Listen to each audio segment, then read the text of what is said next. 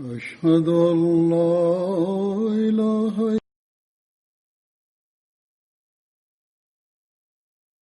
الله شريك له وأشهد أن محمدا عبده ورسوله أما بعد فأعوذ بالله من الشيطان الرجيم بسم الله الرحمن الرحيم الحمد لله رب العالمين الرحمن الرحيم مالك يوم الدين إياك نعبد وإياك نستعين اهدنا الصراط المستقيم الحمد لله رب العالمين الرحمن الرحيم مالك يوم الدين إياك نعبد وإياك نستعين اهدنا الصراط المستقيم صراط الذين أنعمت عليهم غير المغضوب عليهم ولا الضالين.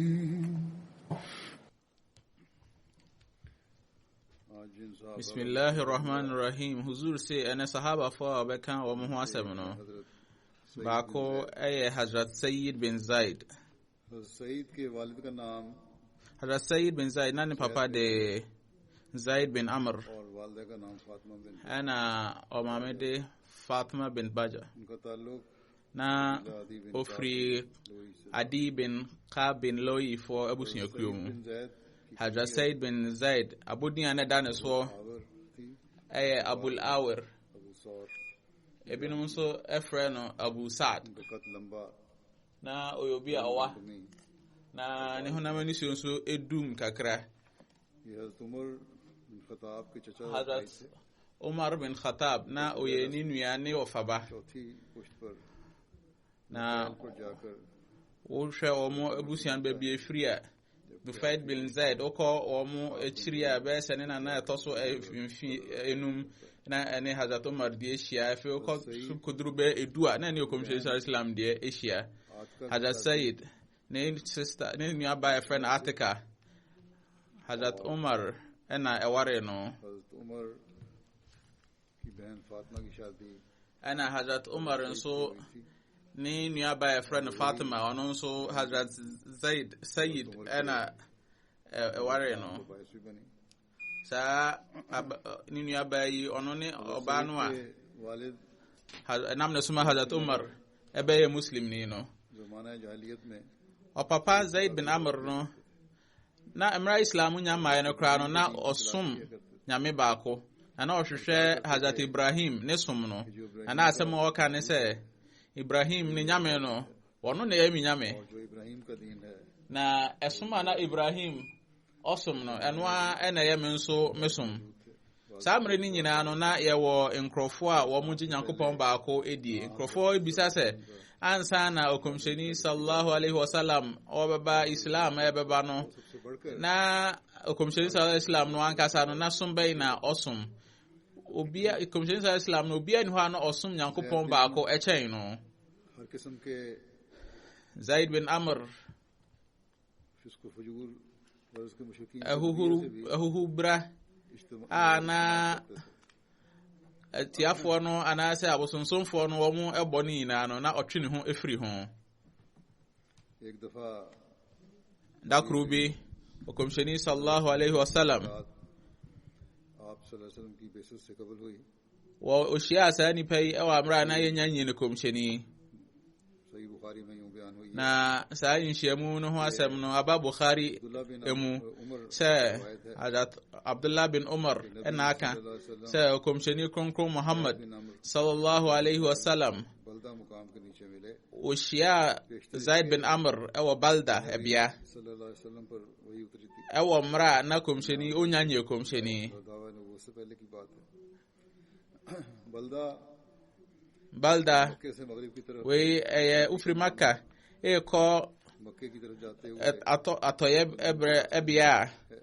ɛna ɛba ɛbea bi a ɛwɔ saa kwan no so ebonwa bi valley komsheni sallallahu alaihi wasallam wɔn de aduane besi n'anim हमने खाने से इनकार कर दिया nanso komsheni sallallahu alaihi wasallam wampɛ sɛ wɔbɛdi na Zaid ɛka sɛ me aso koraa no ज़िबा करते हो minni वही खाता हूँ जिस पर अल्लाह का नाम लिया जाए minni saa mmoa no a momakum wɔn no na megye Nyankopɔn nko a edi na mode akum no no ये गई चीज ɛno ɛna medie komsheni sallallahu alaihi wasallam nso deɛ nti a wɔani ne sɛ na yɛabɔ obi foforɔ din ne yɛde akum no a ɛnyɛ Nyankopɔn na Hazrat Zaid nso ɔno nso ɛka sɛ ɔno nso Zaid bin Amr nso ka sɛ ɔno nso mmoa a yɛammo Nyankopɔn edi amfa nku no no na onni na abakɔsɛ mu sɛ waka sɛ वहां से उसके लिए पानी बरसाया Nyankopɔn no ana ɛbɔ apɔnkye na ɔno ankasa ɛna ɛtɔ nsuo ɛmaa no nsuo na afei ɔsan nso ɛmaa no ज़िबा करते हो nsensan ɔma nsensan fu wɔ wiase asase no mu sɛdeɛ ɛbɛyɛ obenya ebi adi na wɔyi nyinaa akyi na wakɔbɔ obi foforɔ edi ɛde aku no a mogya makɔti Nyankopɔn no di गैरुल्लाह के नाम पर ज़िबा करने को बुरा मना nti na ɔmpɛ koraa sɛ yɛde obi din obi a onye Nyankopɔn anaasɛ nkurɔfoɔ a wɔmafa wɔn Nyankopɔn abata Nyankopɔn ho no yɛde ne di yɛbɛbɔ ne didi aku aboa bi लाश में दूर दराज ममालिक का सफर किया saa nipa yi na wɔtwe ne ho efiri abosonsom ho nti ɔkɔ otuama ntuo tententen sɛ ɔhwehwɛ Nyankopɔn ɛho asɛm aba Bukhari mu Ibn Umar sɛ Zaid bin Amr bin Nufail के मुल्क की तरफ ɔkɔ Syria तलिक दरियाफ्त करने के लिए गए ɛmaa mu a na ɔkɔhwehwɛ nyamesom sompa no sɛdeɛ ɛbɛyɛ obedi so nti ohyia Yudani nimdifoɔ bi nti obisaa no मुझे बताएं ɔno ne som ne ho asɛm मैं तुम्हारा दीन इख्तियार कर लूं na ɔka kyerɛ sɛ bɔ me amanneɛ fa wo som ne ho na ebia no madi w'akyi na onipa ne kaa sɛ hwɛ no woamɛsom me som no bi ɛfiri sɛ yɛn yɛsom no asɛe ɛnyɛ sɛ a woanhwɛ a wobɛkɔ akɔfa twitwi Nyankopɔn abufuhyew aba wo so ɔka Zaid ɛka sɛ me deɛ me Nyankopɔn abufuhyew na mempɛ nti mehwehwɛ nyamesom pa no मुझे इसके अलावा किसी दीन का पता देते हो na ɔka kyerɛ obisaa ne sɛ na wosom no da nkyɛn a ɛsom bɛn na wohwɛ a नहीं जानता हूं metumi akɔsom me deɛ na ɔka sɛ me deɛ mehwehwɛ ne sɛ ɛsi sɛ onipa ɔyɛ Hanif na obisaa Zaid abisaa ne sɛ और वो सिर्फ अल्लाह na Hanif no ɛne deɛ yi ɔse Hanif no ɛne obi a ɔdi Abraham ne ɛsom no ɛso ɔnyɛ Yudani no ɔnyɛ Kristoni na emom no ɔsom Nyankopɔn baako pɛ no na ɔsan nso kɔɔ n'anim ɔkɔhyia Kristoni nimdifoɔ bi na obisaa no na ɔno nso kaa sɛ ɛhwɛ na wambɛsom yɛ som no bi ɛnyɛ sɛ a Nyankopɔn ne mpɔnse ɛbɛba wo so na ɔka kyerɛ ne sɛ me ankasa no Nyankopɔn mpɔnse a mepɛ sɛ metwem ho firi ho enti ɛna mɛdwane aba hanom na wobɛkyerɛ me ɛsom foforɔ a ɛsɛ sɛ mekɔsom anaa na nipa no asɛm a ɔkae sɛ menim hwee sɛ ɛsɛ sɛ deɛ menim ara ne sɛ ɛsɛ sɛ onipa ɔyɛ Hanif na Zaid busaa sɛ Hanif no ɛne deɛ na ɔkaa sɛ ɛno ne sɛ ɔbɛsom Hazrat Ibrahim ne ɛsom no ɛnyɛ adeɛ ɔyɛ Yudani na ɔnyɛ Kristoni nso na mmerɛ a मैदान में आए Zaid ɔte saa nkurɔfoɔ yɛ asɛm yi ɔsɔre firi wɔn nkyɛn na ɔba bea bi na ɔpagyaa ne nsa na ɔkaa sɛ o mɛwurade meka to dwa sɛ medi Hazrat Ibrahim ne som no akyi Umar ने Zaid bin Amr ohunu komhyɛni sa Islam ne pɛn so nanso ansa komhyɛni sa Islam ɛbɛyɛ no komhyɛni no ɛna ofiri mu Hazrat Amr bin Rabia nso aka sɛ Zaid bin Amr na mmerɛ bia ɔhwehwɛ nyamesom pa no na akristosom ɛne Yudasom ɛne abosonsom deɛ na ɔmpɛ koraa na ɔdane ne ho afiri wɔnom nkyɛn na saa abosom no a na saa abosom no a na ne nananom ɛsom no ɔtwe ne ho firi ho na wɔn ɛnam kora wɔn kum kora no ɔnni bi na ɔka kyerɛ ne sɛ mmerɛ bi ɔka kyerɛ me sɛ hwɛ me Hazrat Ibrahim ne som no ɛno na medi soɔ na adeɛ a na ɔsom no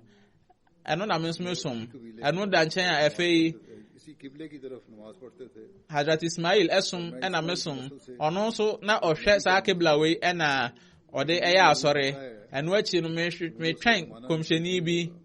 a ɔsɛ sɛ ɔba na madwene yɛ me sɛ ne pɛn no ɛmmɛto me sɛ bɛba mmatumi adi ne som no akyi na meka kyerɛ wo sɛ Amir sɛ wohunu saa kɔmhyɛni no a to ne salam ɛma me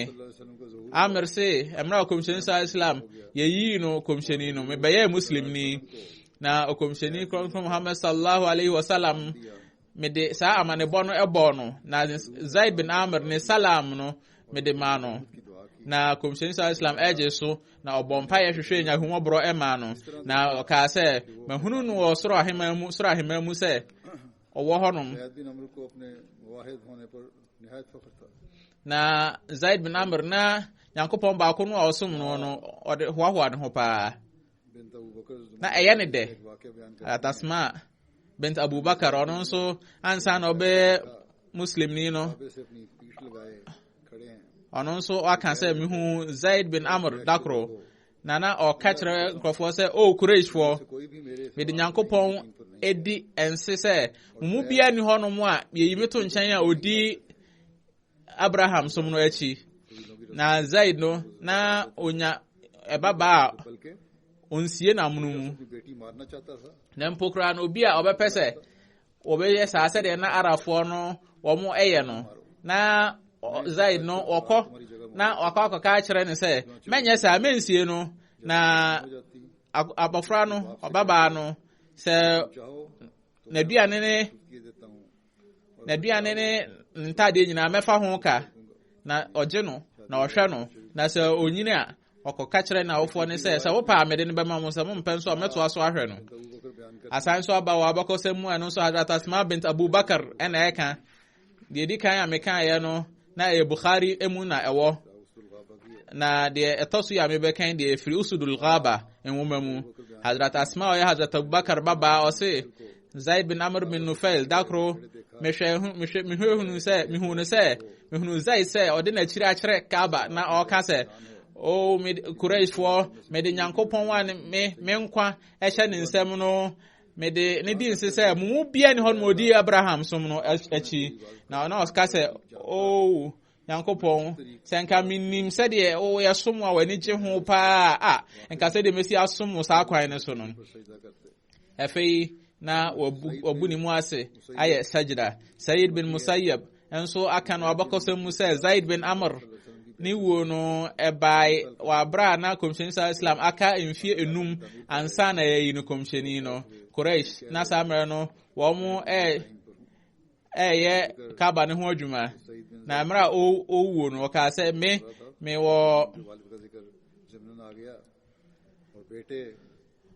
medi Abraham ne ɛsom akyi wei ɛyɛ ɔpapa no wei yɛ Zaid bin Amr a ɔyɛ Said bin Zaid a ɔyɛ kɔmhyɛni sallallahu alaihi wasallam asuani a mebɛka ne ho asɛm no ne papa na ɛnam ne ba no ɔno nso n'adwuma obedi wɔ Islam mu ne Islam ɔgye to mu nti na ɔpapa ho asɛm aba mu yi Hazrat Said bin Zaid no afei mbɛka ɔno nso ne ho asɛm dakoro Hazrat Said bin Zaid ɔne Hazrat Umar bin Khattab wɔn ɛkɔ kɔmhyɛni sallallahu alaihi wasallam ɛhɔ na wɔn bisa no fa Hazrat Zaid bin Amr ɛho asɛm ayɛ Said bin Zaid ne papa na kɔmhyɛni sallallahu alaihi wasallam ɛka sɛ Nyankopɔn ɛmfa ne bɔ ne nkyɛ no na ɔnhu ne mmɔbɔ ne wuo no owu ɛwɔ Abraham ne som no emu na ɛno akyi no da bia na muslimfoɔ no wɔn ɛbɛka Zaid bin Amr ho asɛm bia no na wɔn ɛbɔ mpaeɛ ma no ɛsrɛ bɔ ne fakyɛ ɛde ma no asan so aba bakɔsɛm mu sɛ mmerɛ ye omubisa komsheni sallallahu alaihi wasallam efa Zaid bin Amr ehu no o ka se sa nipa ye oye nipa ba ko de na nso dan kwa ma no ye be yi no ye be pagya no te se obi a oye nipa kuo kese pa umma se de medican aka no Hazrat Said bin Zaid na oye Hazrat Umar no ofaba na o ware Hazrat Umar nso ni nuaba na Hazrat Umar nso ware onu nso ni nuaba Hazrat Fatima bint Khattab obeji Islam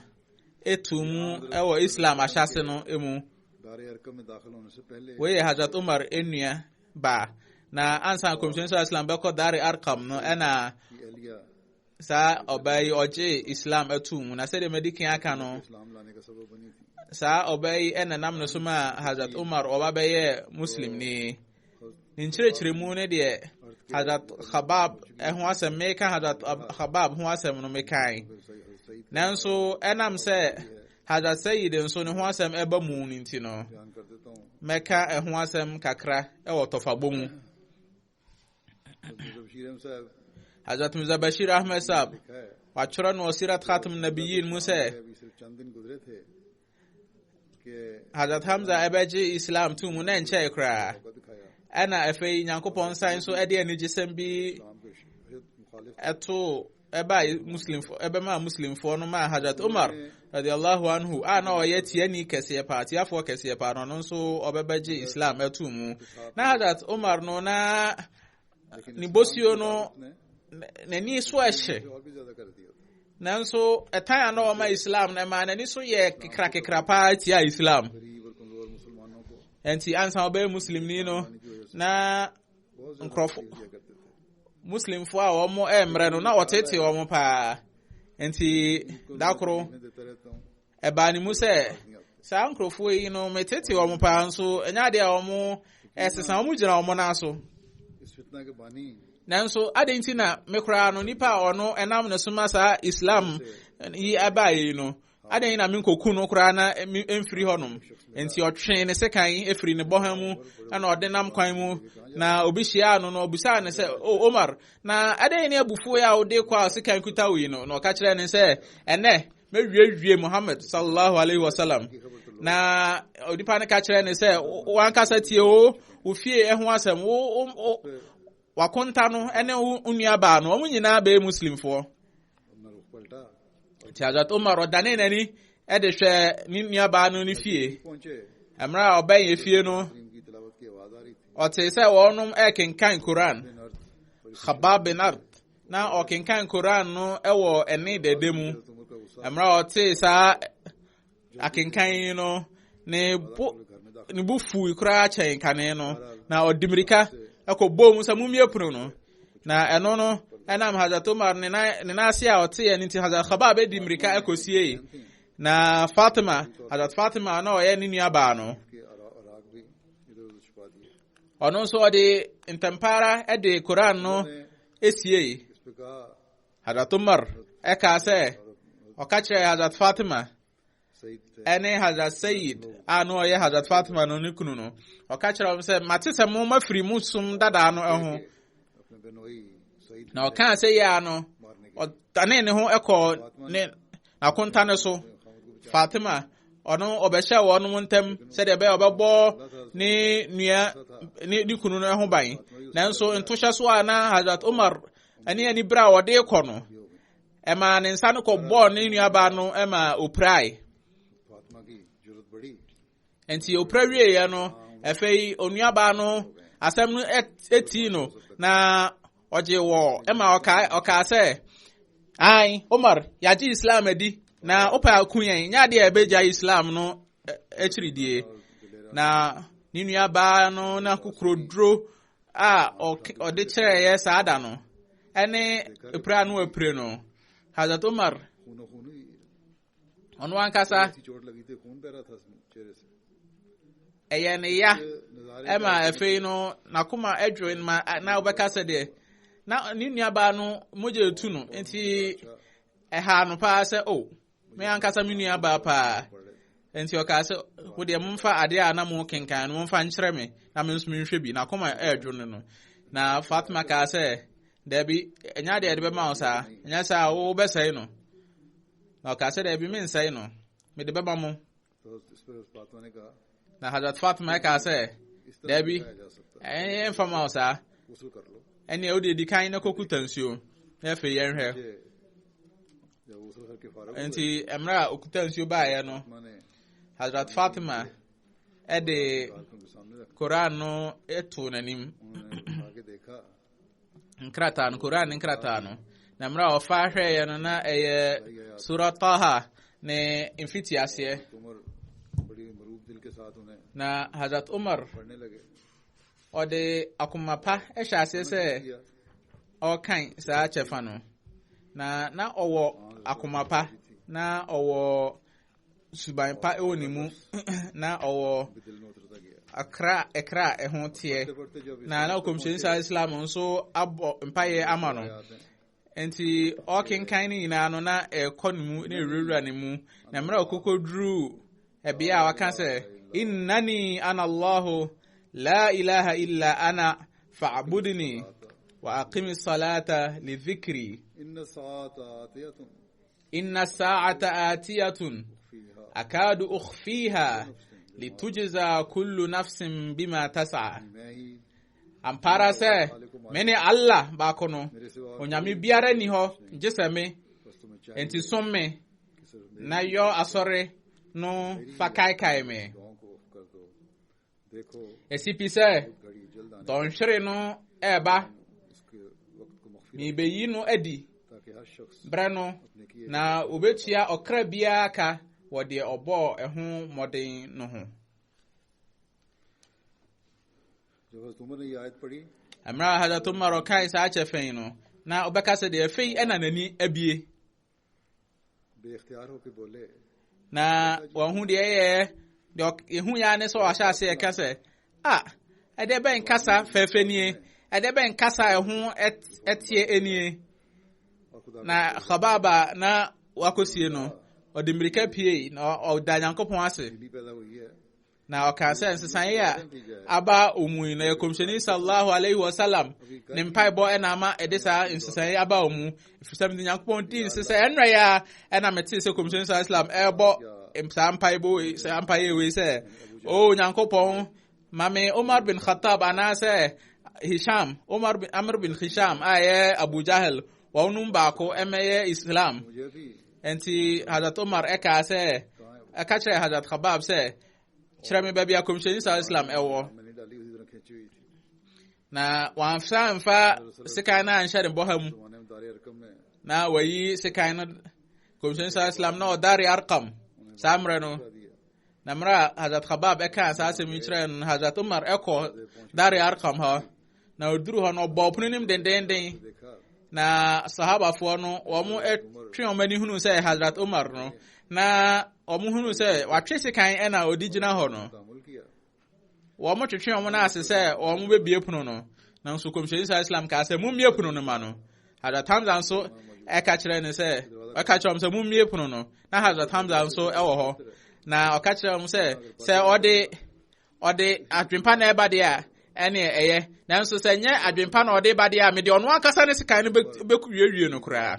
ti omo ekubie puno no ema no na ode sika no ewura mu sa na komsheni sa Islam bisa ne se Umar de nti na oba nante se ne sen na Hazrat Umar eka se o nyankopon komsheni mabase me babe muslim ni o komsheni sallallahu alaihi wasallam ekte sa asem we no eni jiemu ana o ka se Allahu akbar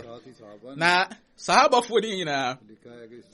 abase abako se musa wo mu nyina ede ene kese ektiem Allahu akbar ama ko maka bonwa hudo nyina emu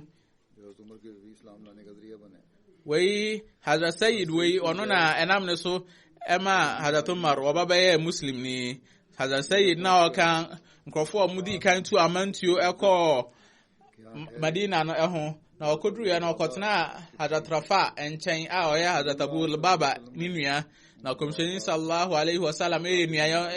nhyehyɛ to ne Hazrat Rafi bin Malik ntam ebinom nso se ɔyɛ ɛde to ne Hazrat Rafi bin Ka'b ntam Hazrat Said bin Ka'b Zaid wɔntimi ankɔ Badr kon no ebi nanso okomhyɛni sallallahu alaihi wasallam ɔma na ɛko akyi sadeɛ no mu kyɛfa ɔma ne nua ebinom ɛwɔ hɔ no mu ana wɔn wɔnom nkrɔfo a wɔn kɔ Badr kon no bi ewi no yɛ ka wɔn ho asɛm ɛna nkrɔfo a wɔn ankɔ bi nso komisyɛni sallallahu alaihi wasallam de wɔn ka ho no wɔn ho asɛm ɛna yɛ ka maka asɛm mbɛka maka no dada nso mehu sɛ ɛho hia sɛ meka ne sɛsɛ nso nti mɛsan nso aka asi so bio bɛsɛ sima miɛnsa atwam wabra meka ho asɛm nanso Hazrat Sayyid bin Zaid ono de baya nti wankɔ Badr kon no bi no anie okomhyɛni sallallahu alaihi wasallam o yɛsɛ ohunu sɛ Quraysh fo no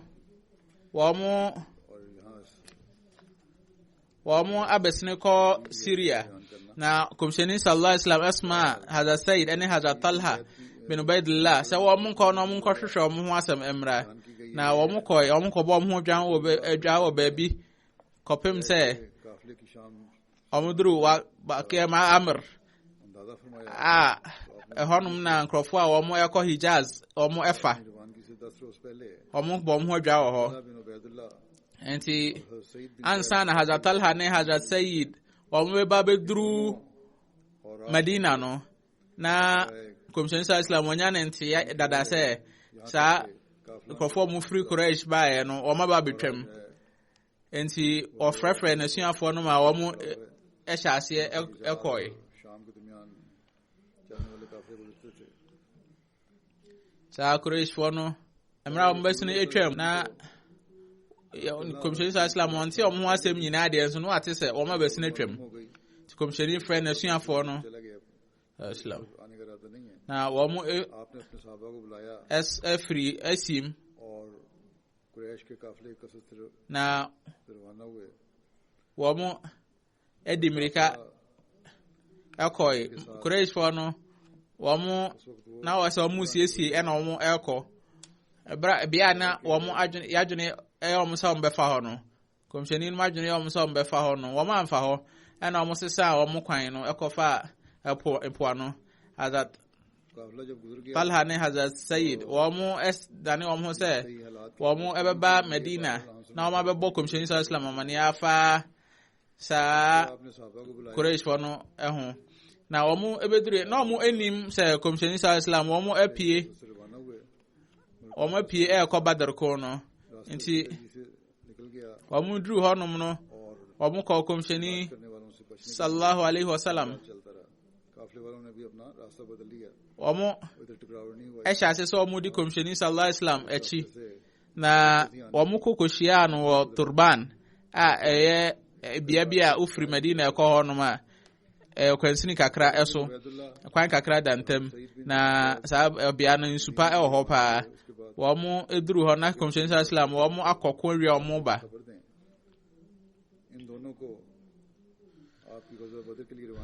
saa Quraysh fo yɛ wɔn bae no nyɛ saa Quraysh fo wɔ enum na wɔn de ɛko adwene ɛbaeɛ no ɛko adwene fo no nso wɔn de ko ɛhyɛ wɔn tirim ɛbaeɛ no wɔn nso nko nanso na komisyɛni sallallahu alaihi wasallam onim sɛ nkrofo nso ba wɔn no ɛko na wɔn ba bɛko ti Hazrat Talha ɛne Hazrat Sayyid wɔn ɛntimi ankɔ ɛko ni bi enso komisyɛni sallallahu alaihi wasallam wɔn ma wɔnom kyɛfa ɛwɔ ko akyi sadeɛ no emu enti yɛkan wɔnom kan nkrɔfo a wɔn ɛkɔ Badr kon no ɛho Hazrat Sayyid bin Zaid ɔka nkrɔfo edu a wɔn tiriyɛ a komisyɛni sallallahu alaihi wasallam no ankasa ɛwɔ saa wiase wei mu no wɔn a wɔnom ho anohoba ɛfa wɔn soro aheman nkɔyɛ ɛho abakɔsɛm sɛ komisyɛni sallallahu alaihi wasallam Hazrat Abubakar Hazrat Umar Hazrat Uthman Ali Talha Zubair Abdurrahman bin Auf Sa'ad bin Abi Waqqas Sayyid bin Zaid ɛne Abu Ubaida bin Jarrah oyi ɔbɔ wɔnom nyinaa edi maako ɛka kyerɛ wɔn sɛ wɔn ɛyɛ nkrofo mbekọ soro ahemem Hazrat Said say me ka me dance say sa kuna womo edikan no womo de womo ye soro ahemem fo na de otoso edu ne de enya de a se me ka so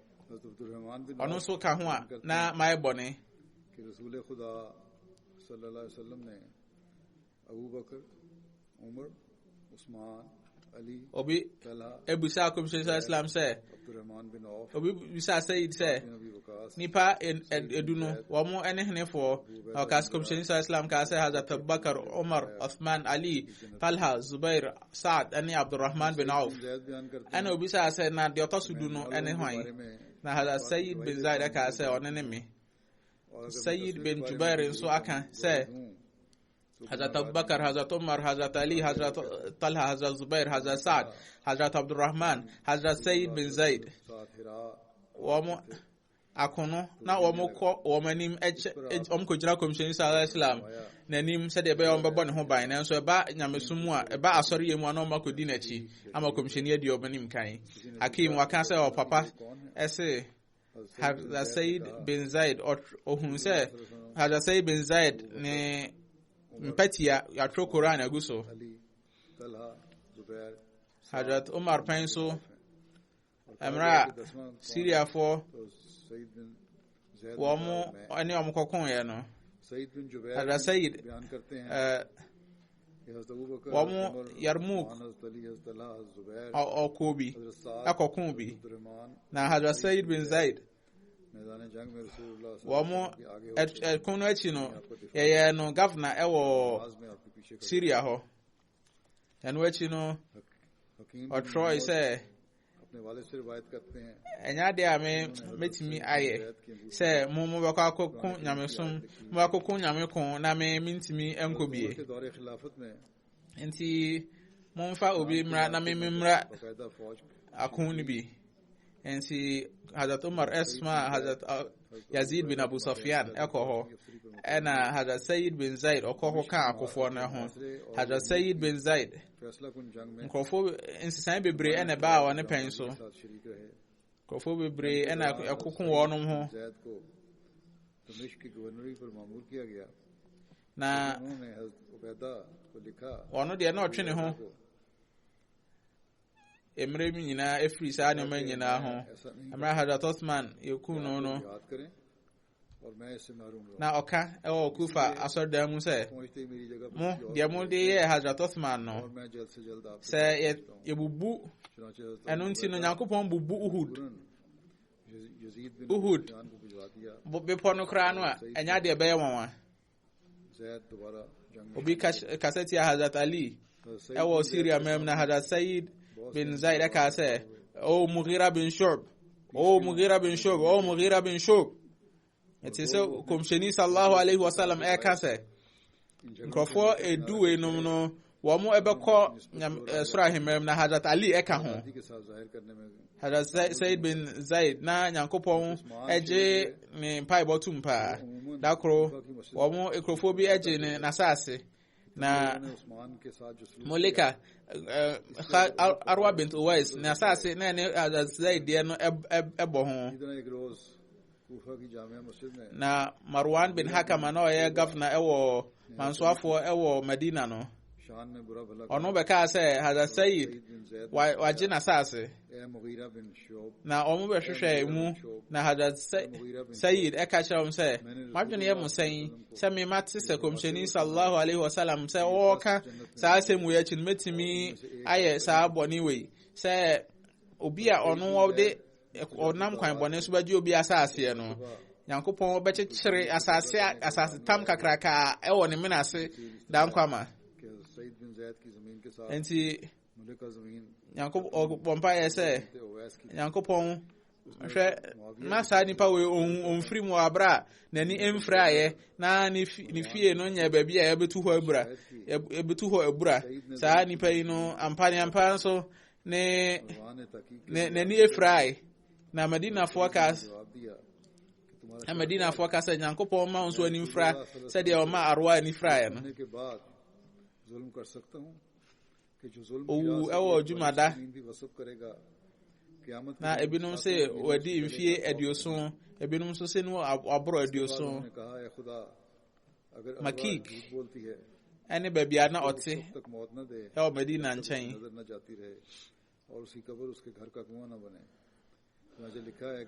na bonya ahodo bebre ewo Arab memo efe na Akik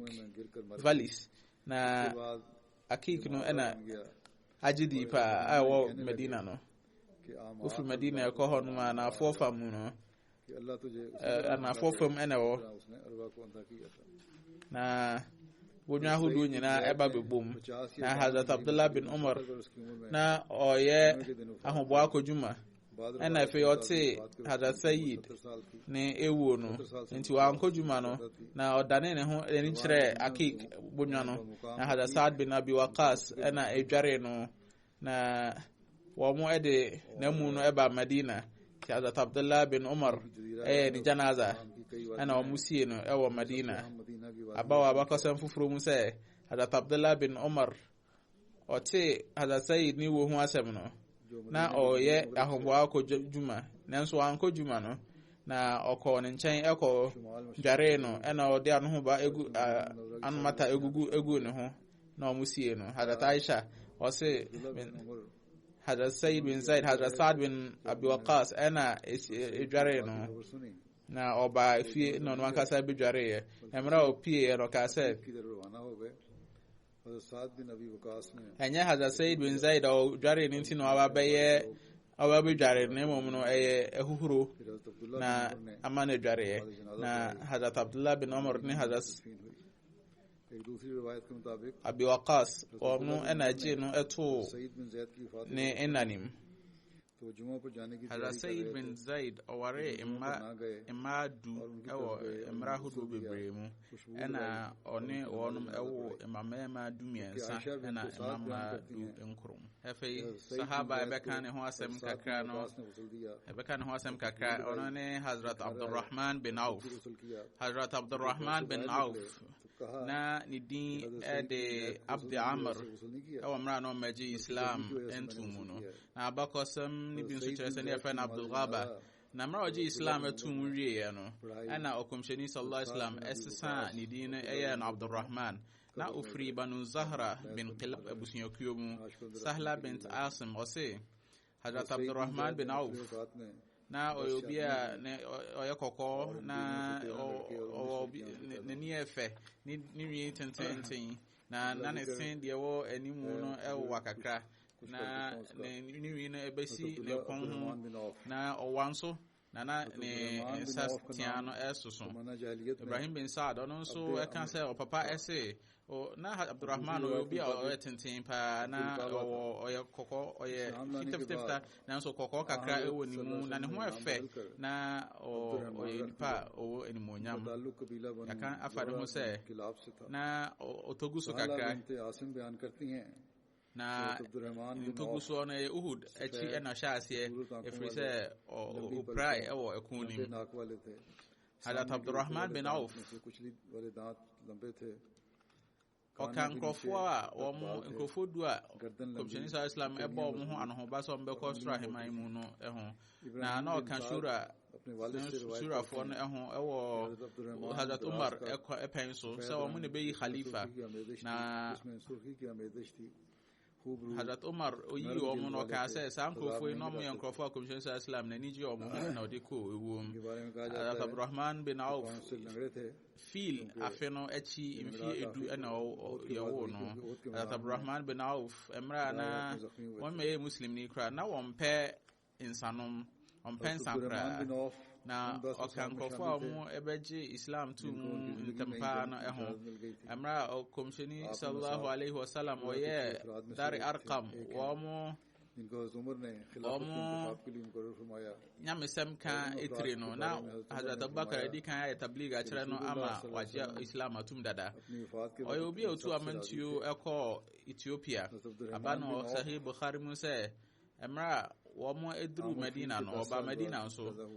na komsheni sallallahu alaihi wasallam eye nyan hye to mene Sa'd bin Rabi intem Sa'd bin Rabi aka se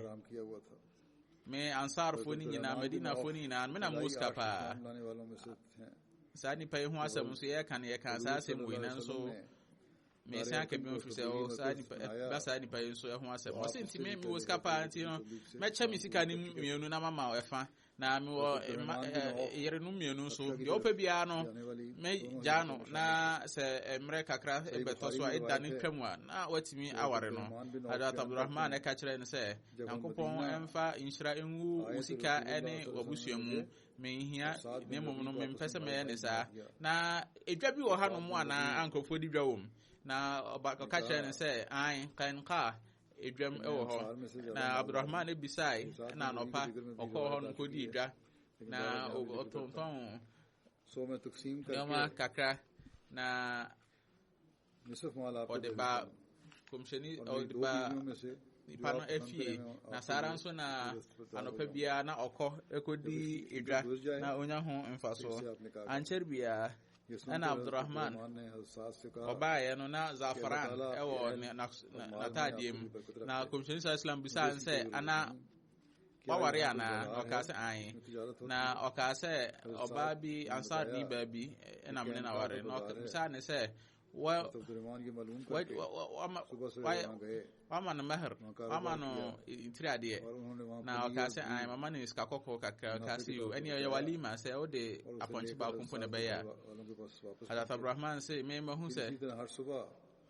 ab waham bazar mein jate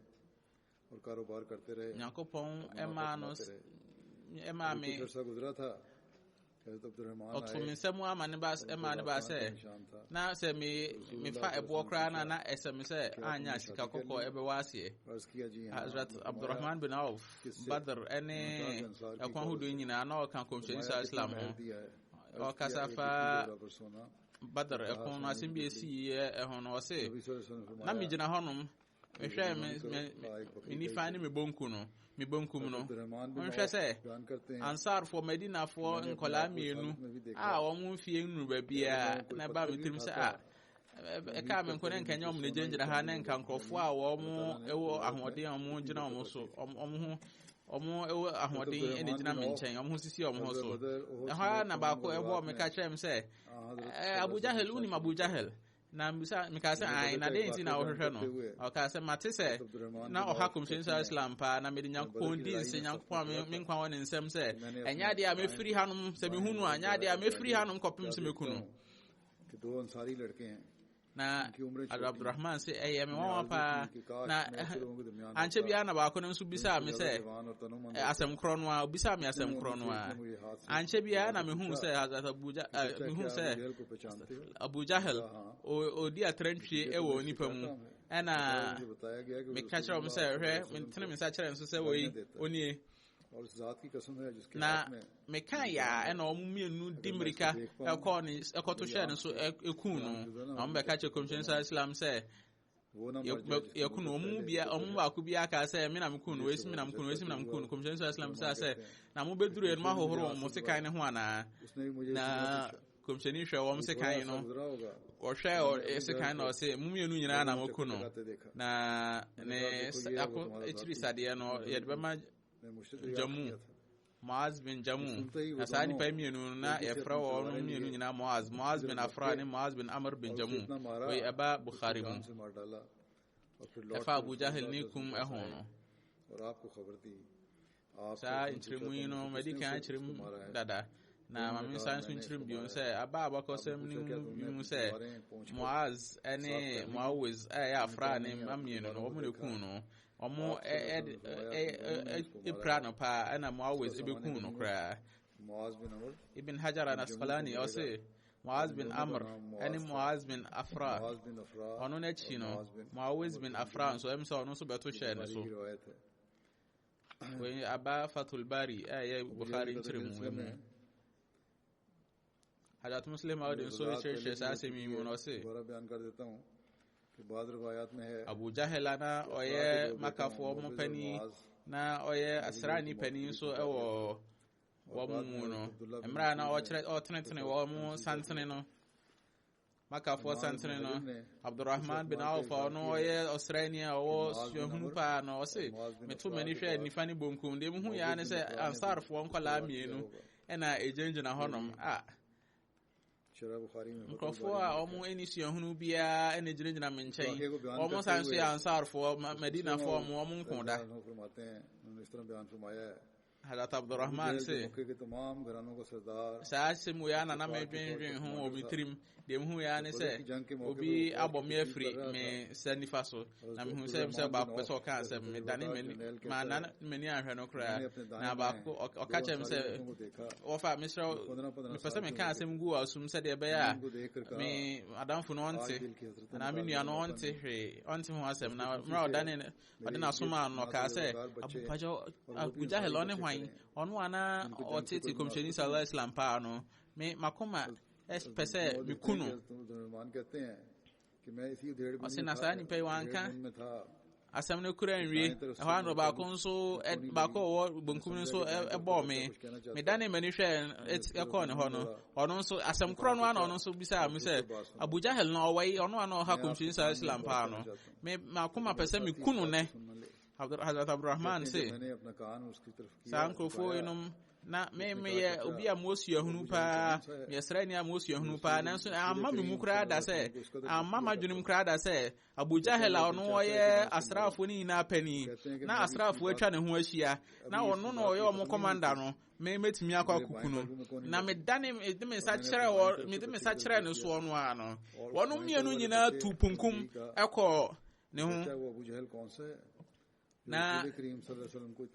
wɔn ka kyerɛ m sɛ saa ɔsraani panin no a ɔde ne sekan wɔyi afiri ne bɔha mu a ɔgyina hɔnom ɛwɔ akoduro so a ɔwɔ ahoɔden na ɔno ɔne Abu Jahel na deɛ mepa kyerɛ sɛ ntumi nkuku no na anka asɛm no koraa nwie ɛna ɔmo tuyɛ te sɛ deɛ obi a ɔkɔpɛ anoma bi akyere no no ɔmo deɛ ɔmo sekan no ɔmo hyɛ ase sɛ ɔmo nenam ayifoɔ no atiafoɔ no wɔmo santena ahodoɔ nim ɛna wɔmo di mmirika gidigidi na Ikrima nso gyina hɔnom na obiara nhunu deɛ nti a wɔmo di mmirika ɛba saa deɛ ɔmo hu ya ne sɛ ɔmo ato ahyɛ Abu Jahel ɛso na wɔmo nenam kufarfoɔ no wɔmo santena ahodoɔ mu ɛna wɔmo kɔduru Abu Jahel no कुफार की सफों को चीरते हुए अबू जहल की तरफ दौड़ना शुरू हुए अबू जहल के आगे इक्रिमा उसका बेटा खड़ा था जो बड़ा बहादुर और तजुर्बाकार था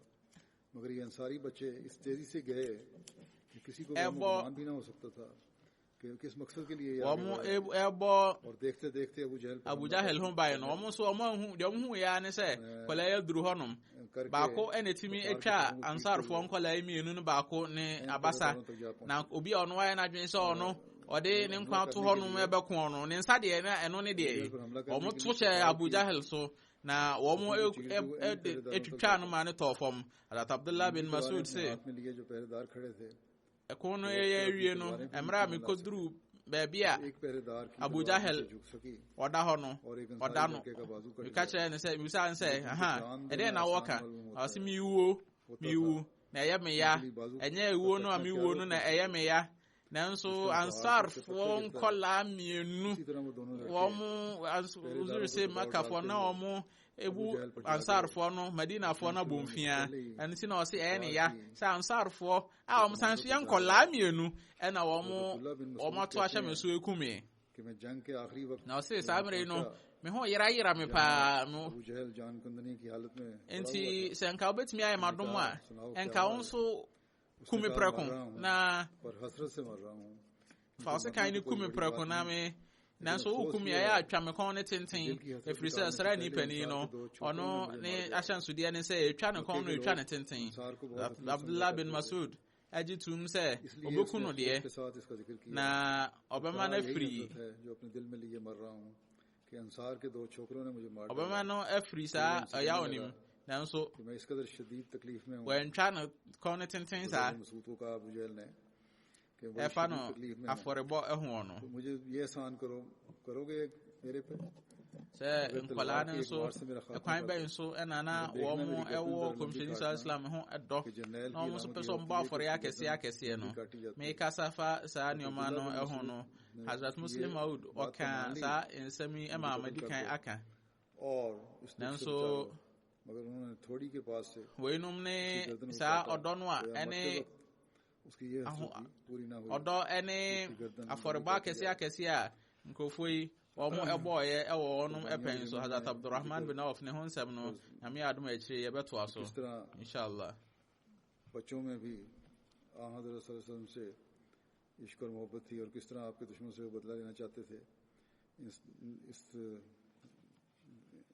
इस जमाने में मुस्लिम मौद ने ये वाक़या बयान किया है. ये वाक़या पहले भी एक दो दफ़ा बयान हो चुका है, लेकिन बहरहाल ये कुर्बानियाँ थीं, ये मोहब्बत थी और ये इश्क था उन सब का हज़रत सल्लल्लाहु अलैहि वसल्लम से, जिसकी वजह से उनको अपनी जानों की परवाह नहीं थी. हज़रत अब्दुर्रहमान बिन औफ का जिक्र जो है बाकी इंशाल्लाह आइंदा करूँगा.